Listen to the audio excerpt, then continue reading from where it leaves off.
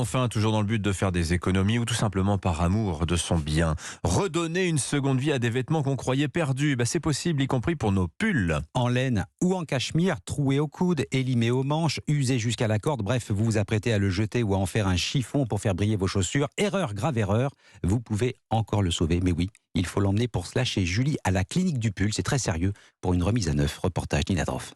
Alors là, ici, on est dans mon atelier, mais c'est-à-dire on est chez moi à la maison. Là, ça a explosé depuis octobre, en fait. Il y a vraiment une grosse demande. Donc là, vous voyez, il y a plein de pulls sortis. Quel type de pull vous travaillez en ce moment? Alors là, aujourd'hui, ce matin, j'en ai un vilain qui est plein de trous. Un petit cachemire à retaper. Je vais travailler sur un petit coussinet comme ça. Je vais remettre, en passant mon fil, des crochets qui vont me permettre de reconstituer les mailles qui n'existent plus. Très minutieux. Il faut faire ça le matin, en plein jour. Après, qu'est-ce que j'ai en travaux? J'en ai un qui part vendredi.